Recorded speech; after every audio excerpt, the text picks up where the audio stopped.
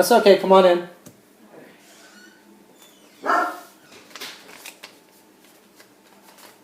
Hi. Hey. So my name's Colleen? Colleen Hagan. Okay. Yeah, and that's my badge Okay. with the Department of Children and Families. Okay. I'm gonna go ahead and start. I got this one recording. I'll make sure I'm recording this. Okay. Because if somebody, this is completely false allegations. I've been, like I said, I've had sciatic nerve problems. I've not even been going to work for the last 5 days, 4 or 5 days. Okay. And I haven't even been able to get out of bed until just yesterday. So, and this morning. Okay, well have you ever met with DCF before? No. Okay. No. Well, this is a rights pamphlet, Okay. and it goes over what to expect from the Department of Children and Families, what we need to do. Basically meet with everybody in the house, go over the allegations with everybody. The kids were in school, so I responded first to the school. Okay. Every time I meet with an adult, I always go over they have the right to have an attorney because that's every adult's right. And on the back is my phone number and my supervisor's phone number. Okay.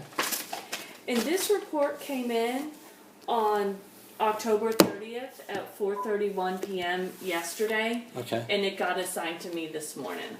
Okay. And this is what it says. Do I get copies of that?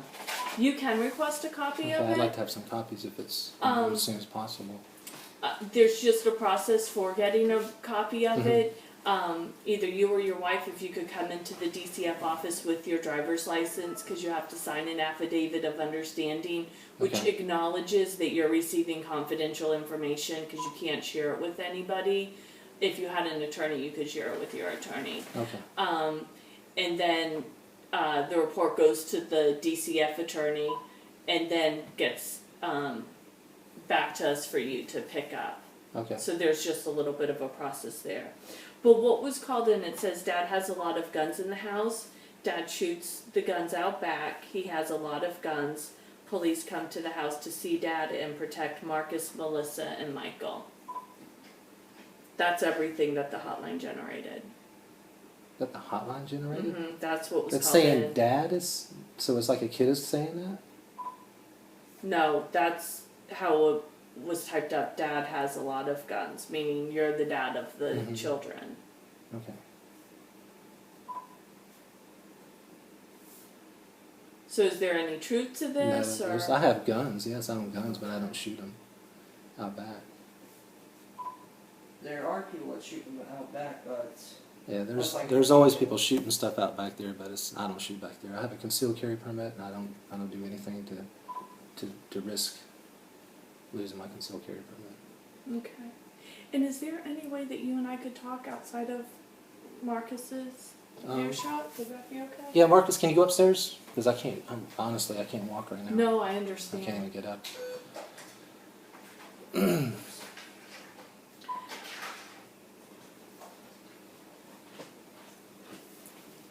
Okay. So out back, are there woods out there? There's a neighborhood back there that's not developed. They're just now starting to build back there. But at night, you can hear somebody back over in that direction does shoot a firearm at night. You hear guns shooting around here all the time because it's out in the rural area. Is that normal for this neighborhood? Yeah, not for this neighborhood. No, nobody in this neighborhood really shoots. But in this area, in this location, this region out here, because it's out in the country, you hear gunshots all the time. Okay. All the time, but it's rare to hear them at night, and we have been hearing them at night. Back in that direction over there, there's some gunshots going on. I imagine it's probably somebody with a farm there's coyotes out here and stuff. Oh, really? Yeah. So, but as far as it goes for you, you haven't No, shot anything? no, I don't shoot anywhere but at the gun range. I haven't done that in over a year. What about the kids? Do you have any rules, in your house for the kids with having guns in the house? Yeah, they're not allowed to go in our room. They're not allowed. They know not to touch the guns. They've gone through the Eddie Eagle NRA program. They know the stop, don't touch, leave the area, tell an adult. So they've gone through the NRA Eddie Eagle gun safety program.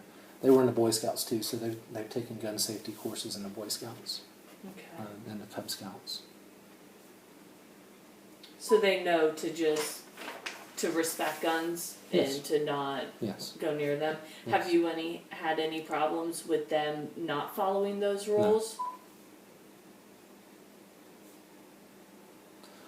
See, the thing about this is, though, is somebody can just call and make an allegation with no backing behind it. Because, I mean, you can ask the neighbors. There's no gunshots going off around this immediate location at night. Mm-hmm.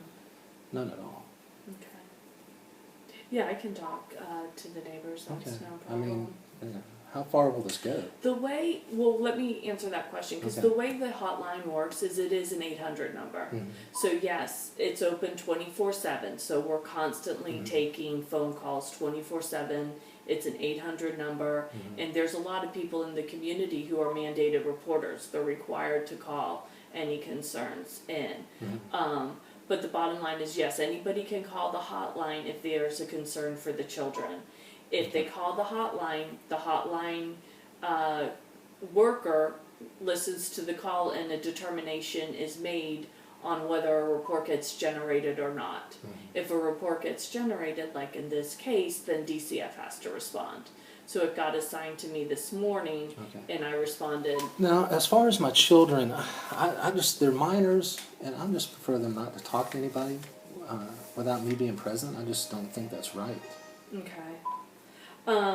When we get a call, It's been proven that children can be coaxed to say things that they don't mean to say and stuff like that. well, why don't we go over what your children talked to me about? Yeah, okay. You know, That's I think because I fine. did. Which children know, did you talk to? Did you talk to? Well, I went to see Marcus first Okay. because he's in middle school, and the middle school gets out at 1 o'clock. So I Okay. went to his school first, Okay. and then I went to where Melissa and Michael, go to school. Okay. And basically, I mean, the kids know about the guns, and Mhm. they feel safe around the guns. The one who doesn't like the guns the most is Melissa. She She's a girl, said yeah. she's scared, she doesn't like them, Mhm. but you have fun with them. The boys, She's probably talking about the BB guns too. yeah, that's what I was going to say Okay. next. As Okay. far as using around the house, it's the BB guns.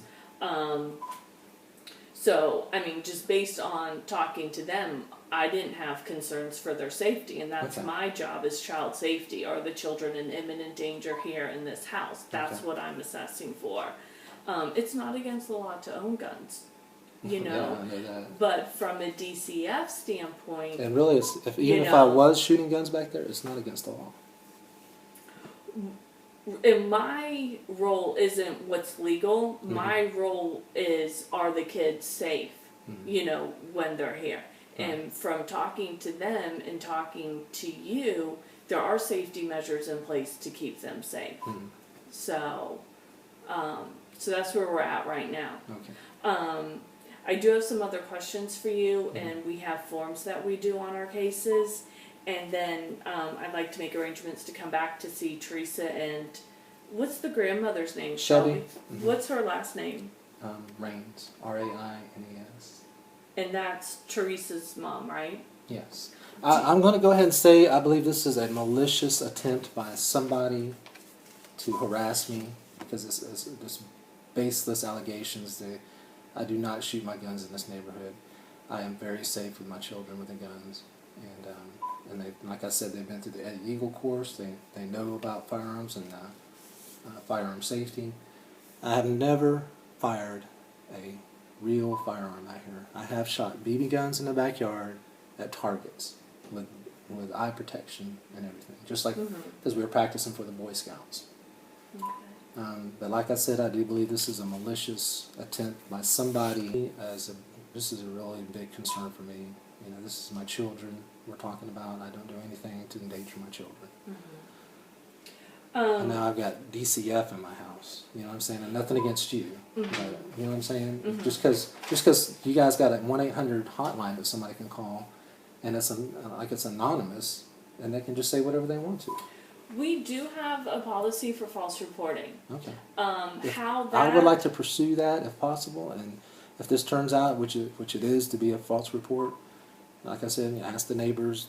They'll tell you there's no gunshots around here at all. Let me explain false reporting because Okay. I'd like to address this up front too. the way the policy works is for me to be able to pursue false reporting, I have to be able to show malicious intent, done to cause harm, Okay. done for financial gain. Mhm. Different from a report that I get that's closed out with no indicators. Okay. Because we can get, good calls to the hotline and there still be no truth to the allegations where we're closing the case with no indicators. Mhm. But that's different from a false report where it's done, just like you said, maliciously, done to cause harm, that component to it. If it's The way it works, DCF still cannot confirm or deny who the reporter is. It's confidential information and we can't confirm or deny who it is. If I have a concern that this is a false report and I can, have evidence to support that, then I ask you, do you want me to pursue it? You've already Okay. said that you do. I do. Then my next step is to notify law enforcement and the state attorney's office. I'm required to do that. Okay. And then my other step is to notify our legal department. Because there's things that we can do through the Children's Legal Services with DCF to include letters. We can fine people up to, I think, $10,000 for false reporting. And we take that very seriously. Okay. Okay? Right. So, any questions about that? No. I mean,